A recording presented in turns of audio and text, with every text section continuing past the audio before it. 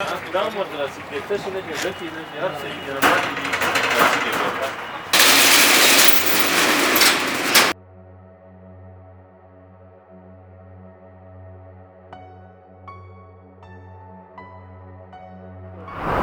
السلام علیکم زه یم وقاص هارون او تاسو ګورئ زما سواد.com کتونکو دا وخت موجود یم په قمبر بایپاس کې کوم ځای کې چې د حلال فود اتارټي له طرفه په یو ډسټریبیوشن باندې چاپه اچولې شوې ده چې پکې غیر قانوني مشروبات برآمد کړی شوي دي.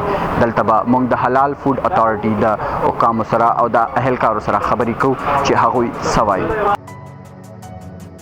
دا ګورئ دا دوی دلته کې پرنټ کړي دي دغه ځای کې او دا دلته کې دوی ورنه رګمال او دغه سره وران کړي دي دغه ځای کې ده اوریجنلي دلته پرې راځي او ډېر ټرانسپیرنټ دغه کې هغه راځي. د کین کې چې دی پیپسي والا چې څومره کین دی موږ پیپسي سره هم خبره وکړه بلکې دلته کې دا 03 پکې دغه دی راځي هم دا دوی ورنه وران کړي دي دلته نه. دا دوی د پیپسي ایکسپایري چې څومره د کینز ول دي هغه باټم کې دغه ځای کې وي او دوی چې کوم پرنټډ راغلی دی پرنټډ دا اوس دوی دلته کې چې کوم پېښور نه دوی ټیم راغلی و هغه دغه خپله پرنټ کړی دی. دا یو بل دوی دلته کې دا یو سټیمپ باندې دا کې لګولی که تاسو سوچ وکړئ اوریجنل دا وي دا اوس یو ایکسپایر باټل دی لږ دې باندې دا چې دا دوی دغه ځای کې سټیمپ لګولی دی دغه دی دا. بسم الله الرحمن الرحیم.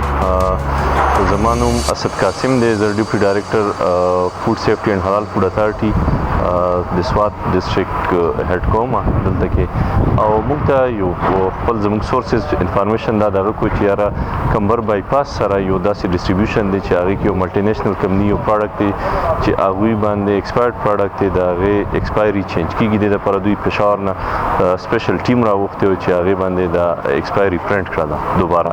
خو دا ټول زموږ د غریبو خلکو ته د سوات د بره علاقو ته یا شانګلې ته دغو خلکو ته دغه پروډکټ دي. نو زموږ کوشش دا دی چې زر تر زره دغه سیز مونږ کنټرول کړو. الحمدلله مونږ نن چې کومه دغه شوی دی دا تقریبا 10,000 نه زیات لیټر باټل زمونږ دا دغه کړي دي. کسان دلته کې موجود وو او د دې نه ګاډي ډکېدو ډسټریبیوشن ته دا روان وو مارکیټ ته او مونږ د دوی هغه آن د سپاټ دغه کو ټریس کو. اوس مونږ WCC والا ډمپینګ یارډ دی هغې ته مونږ وړو هلته کې به دا مونږ پراپرلی به دا ډسکارډ کوو او انشاءالله زمونږ کوشش دا دی چې آینده کې هم دغه شان چې د عوامو صحت سره کم خلک لوبې کوي چې د دوی مخنیوی وکړو.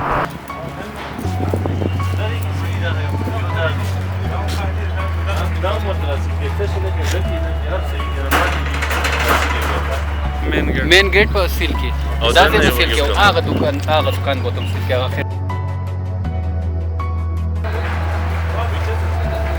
د دې نه علاوه زمونږ دوه ټیمز کار کوي نو دوه ټیمز به موږ په 3 کو یا په 4 کو یو افیسرز به شي نو هغه به لاړ شي دا ټول بازار چې دی انشاءالله دا موږ چک کوو او ګورو به چې کم ځای کې پراته دي د دوی سره انوایسز دی موږ اخیستي دي.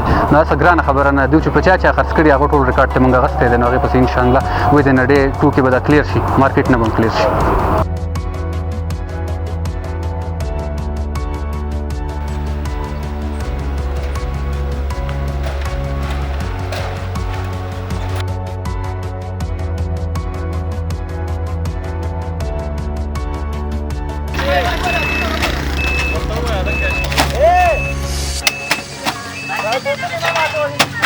بالکل مونږ چونکې WCC زموږ واټر اینډ سینیټیشن سروسز کوم نیمنګورې ول چې کوم ډمپینګ یارډ دی مونږ هغې ته راغللو پراپر مونږ وایو چې دا داسې ځای کې ډسپوز اف شي چې هغه ځای کې خلکو ته نقصان نه وي.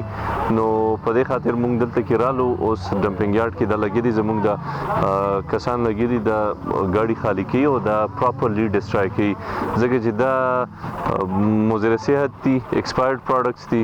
نو مونږ نه غواړو چې دا داسې ځای کې چې ډسکارډ کړو چې هغه ځای کې خلکو بیا دوباره څوک استعمال نه کړی شي.